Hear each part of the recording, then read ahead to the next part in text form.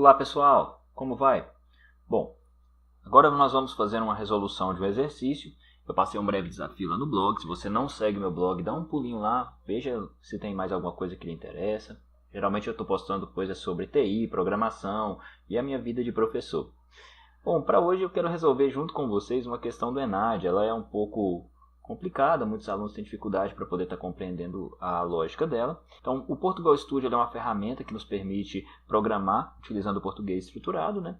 Então, ele vai ser aí nosso apoio para a solução desse problema. Bom, vou pegar aqui a nossa imagem contendo o enunciado da questão para a gente analisar. Jogos de tabuleiro são atividades comuns de entretenimento na vida cotidiana das pessoas.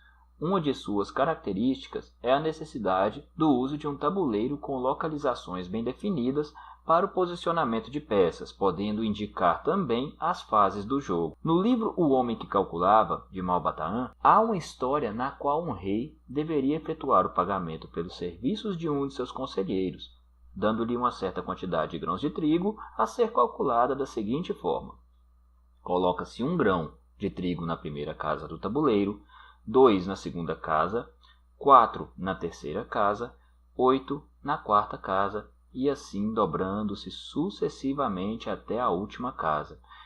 Tem uma breve figura, para ilustrar a questão. E aí tem a continuidade, com o comando agora da pergunta. Vamos ver.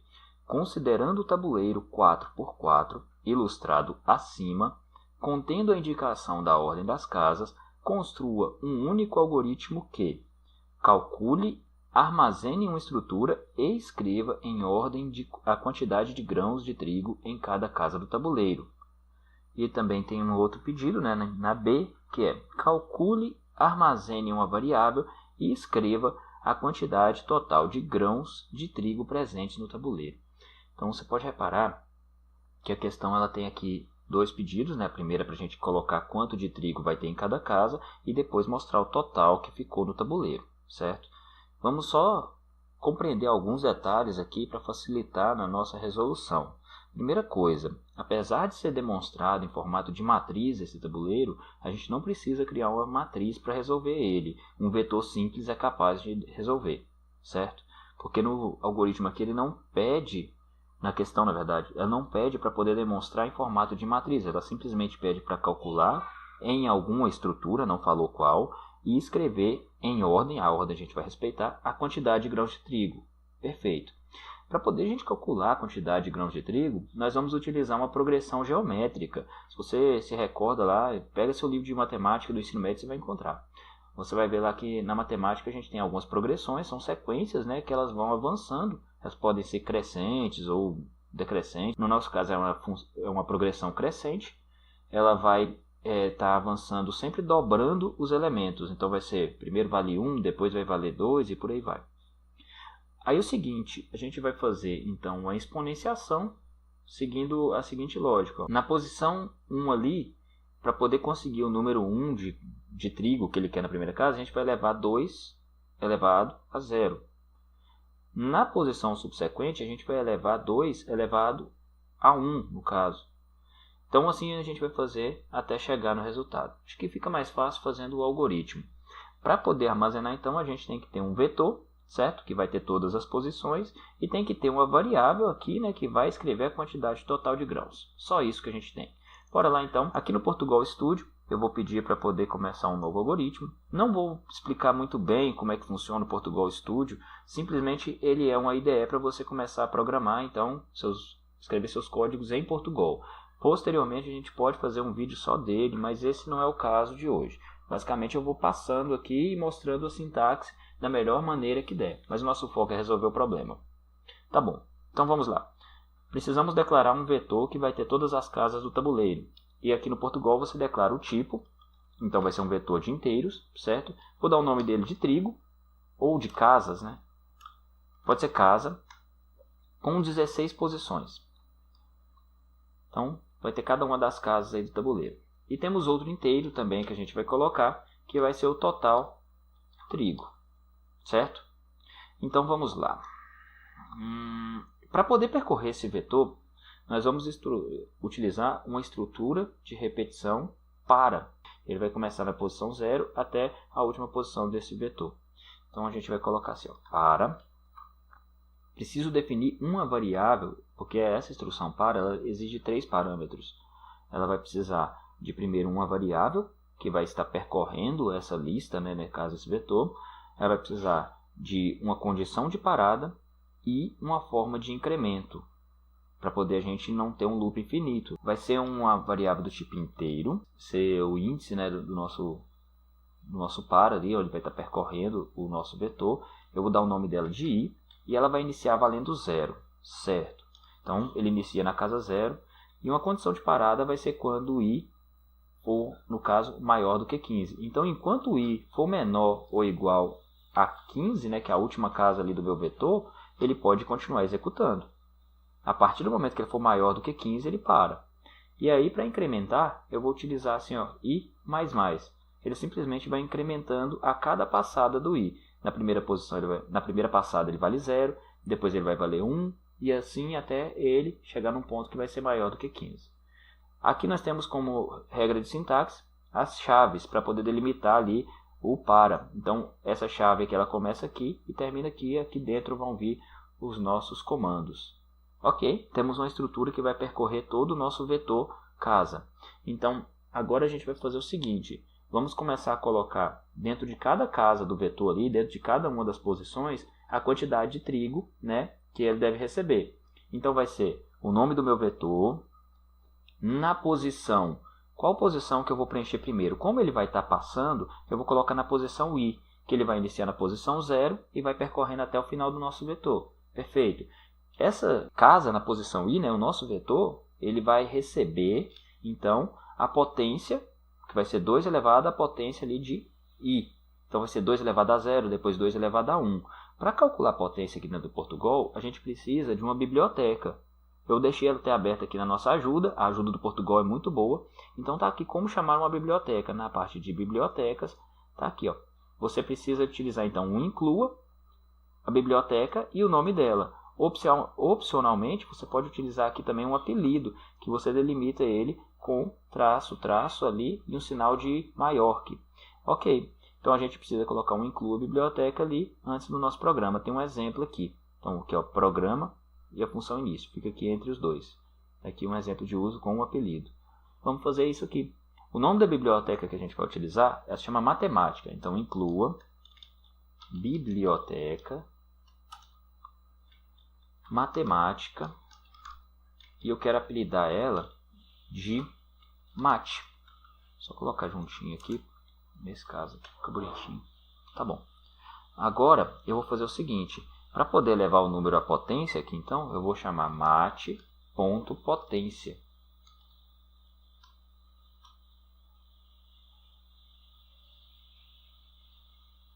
Mate.potência. E como essa função aqui, ela recebe números reais, eu preciso passar então, que a nossa base vai ser 2.0, certo?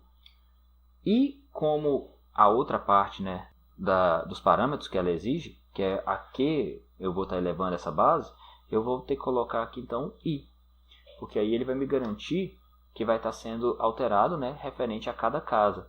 Então, se i vale 0 aqui, ele vai colocar dentro da casa da posição 0, 2 elevado a 0. É a primeira casa do nosso vetor, ele vai receber 2 elevado a 0.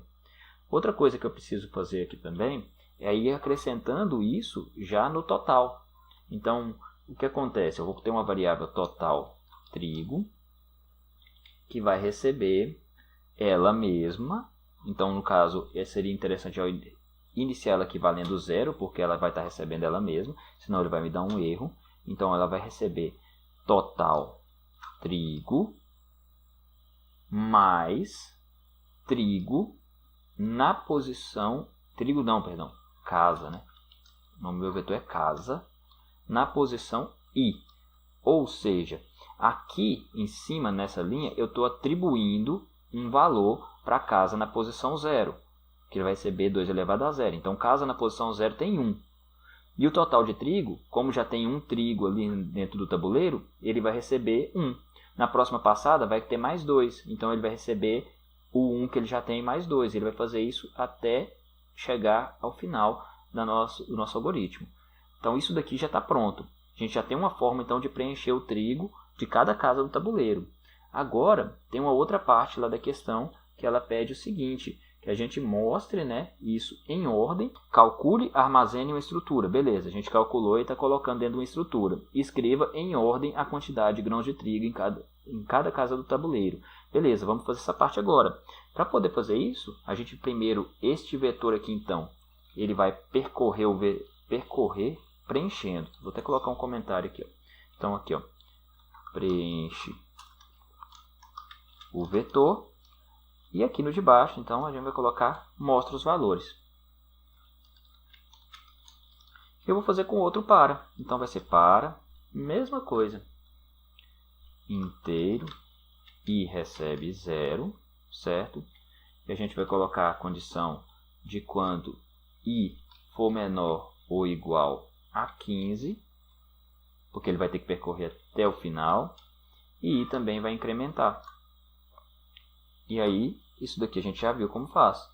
Vai ser a mesma coisa, ele vai percorrer o vetor para poder mostrar os valores dessa vez. Então a gente vai escrever na tela. Para escrever na tela, a gente manda o comando escreva. E ele recebe aí n parâmetros, desde que estejam separados por vírgula. O primeiro parâmetro que eu quero colocar é um texto. Vai ser a quantidade de trigo na casa. E aí, lembra que o nosso vetor ele vai estar começando em 0, certo? Aqui ele vai mostrar de 0 até 15. Então ele mostraria tipo 0, 1, 2, 3, quando chegasse em 15 parava. Aí no problema aqui, no exemplo, ele mostra aqui ó, que nós temos de 1 até 16.